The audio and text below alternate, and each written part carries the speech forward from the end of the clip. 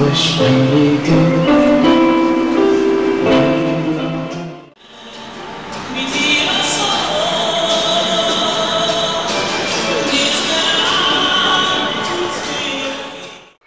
Mind ballagunk, mindig másként a csillagok mögött, a puszta kör falán.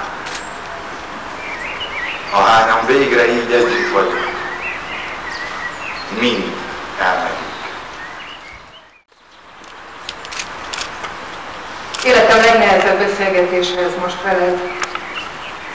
Sokszor elképzeltem az elmúlt években, hogy egyszerűen csak úgy újra benyitok hozzád, és beszélgessünk.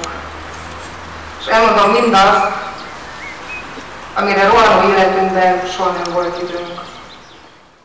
Ahogy a társadalmi ítéletet mondott, lelked elengedhetetlen.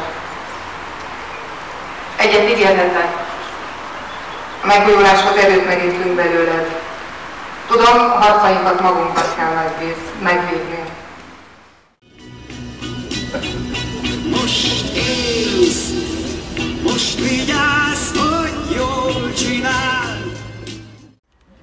Gyászoló feleség, gyermekek, gyászoló család, gyászoló valamennyien. Legyen szabad Jézusnak a szavát idéznem, amelyet Szent János apostol és evangélista tolmácsol felé. Engedj haza országodba engedj, hozzá hangjaim felkiáll, engedj.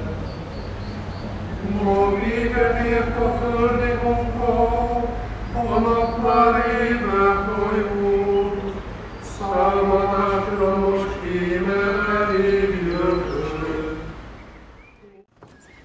Családja ezúton mond köszönetet mindazoknak, akik eljöttek, hogy leolják kegyeletüket fotósójára. És egyúttal tisztelettel arra kér minden megjelentet, hogy a gyászszertartás után szíveskedjenek mellőzni a részvétnyilvánítást. Megértésüket köszönjük.